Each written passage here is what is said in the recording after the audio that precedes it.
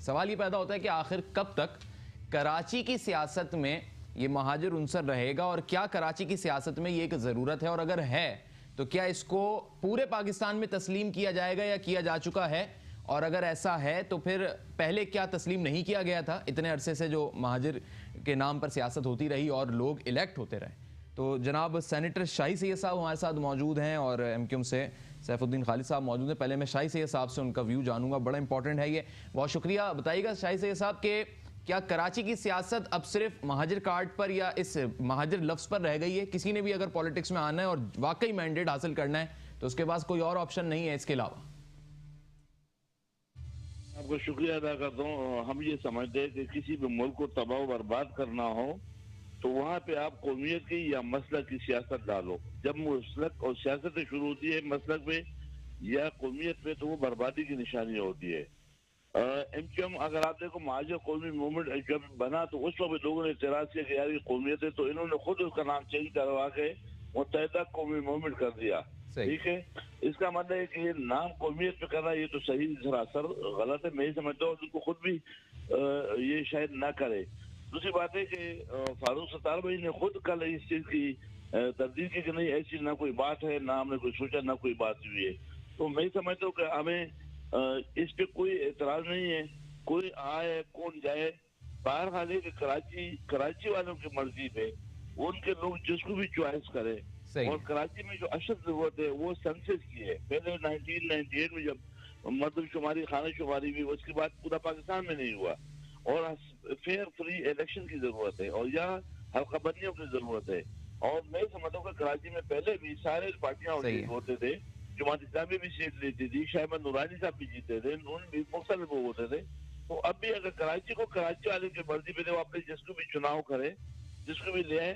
اور کراچی میں امن جو روشنیوں کا شہر جو اس وقت جو آپریشن چلا ہوا ہے جس سے بہتری آئی ہے، میں سمجھتا ہوں کہ یہ چیز کنٹینیو ہونا چاہیے.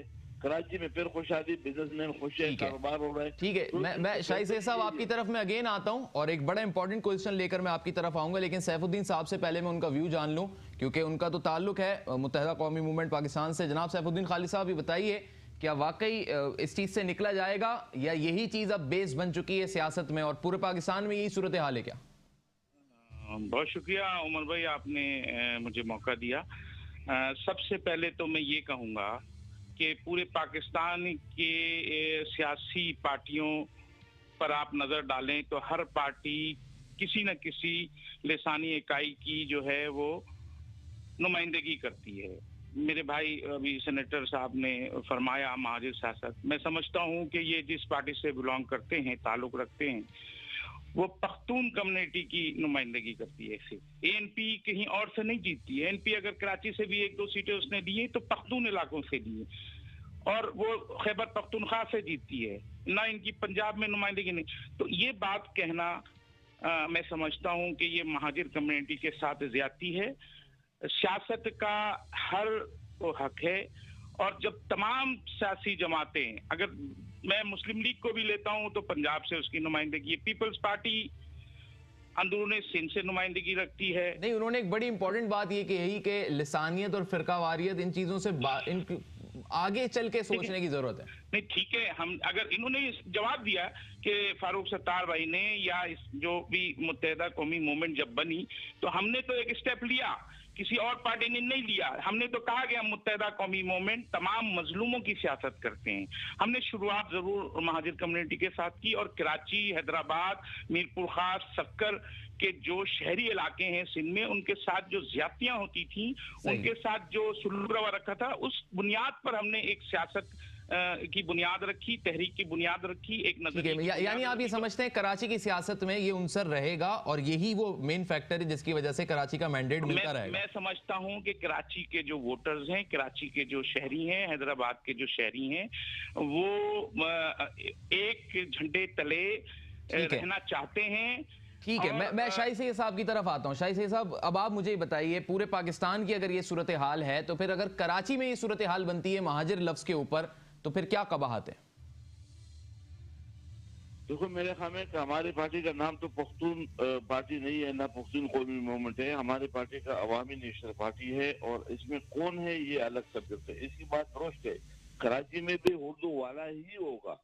ضروری نہیں ہے کہ وہ ایم کیو ایم سے ہو, ضروری نہیں ہے کہ وہ ایل پی سے, ضروری وہ کسی بھی پارٹی سے ہو. بالکل یہ اردو بولنے والا کا بڑا شہر ہے, ان کے اندر ہولڈ ہے, انہی کا نمائندہ بنے گا. لیکن ہمیں اس پہ کوئی اعتراض نہیں کہ میں بولتا ہوں جس قوموں کو برباد کرنا ہے ان کو یا مسلک پر لگا دو یا قومیتوں پہ لگاؤ. اگر اے ایل پی بھی قومیت کی سیاست کرے, جی بادشاہ خان نے اگر قومیت کی سیاست کی تو پھر غلط ہوگی. اس نے تو احترام انسانیت کی ہم سیاست کرتے. ہاں یہ الگ سبجیکٹ ہے, اس کے بعد جہاں تک تو ٹھیک ہے. لیکن شاہی سے صاحب ریسنٹلی گزشتہ 5-8 سالوں میں جو خیبر پختونخوا میں سیاست کی بنیاد رہی کیا, اور پھر جو اے این پی کا گراف ڈاؤن ہوا, کیا آپ نہیں سمجھتے کہ آپ لوگوں کی جانب سے بھی کوئی کارڈ کھیلا گیا جو اور پھر اس کا نتیجہ بھگتنا پڑا؟ نہیں, میں یہ سمجھتا ہوں کہ دیکھو یہ الگ ایک سبجیکٹ ہے کہ نواز شریف کو پنجاب میں زیادہ سروس ملتی ہے, اور اے ایل پی کو خیبر پختونخوا میں وہاں بھی سیاست ملتی ہے, اور زرداری صاحب کو سندھ میں ملتا ہے. لیکن اسی طرح سے اردو بولنے والوں کو کراچی میں ملے گا. لیکن اسے یہ مقصد نہیں ہونا چاہیے کہ وہ قومیت کے نام پہ کرے کہ نہیں میں اس قوم کی سیاست کرتا ہوں. ہمیں پاکستانی تو جو بھی سیاست ہے ہمیں ظاہر بات ضروری نہیں ہے ان کے ان کو پورا پاکستان میں نمائندگی ملے گی, نہیں ملے گی. اگر قومیت پہ کرے گا تو پھر ان کو خیبر پختونخوا پورا پاکستان میں تو نہیں ہوا, تو پھر تو کراچی تک محدود ہو جائے گا. ٹھیک ہے. I'm really thankful جناب سینیٹر شاہی سید صاحب, سیف الدین خالد صاحب متحدہ قومی موومنٹ سے میرے ساتھ موجود تھے.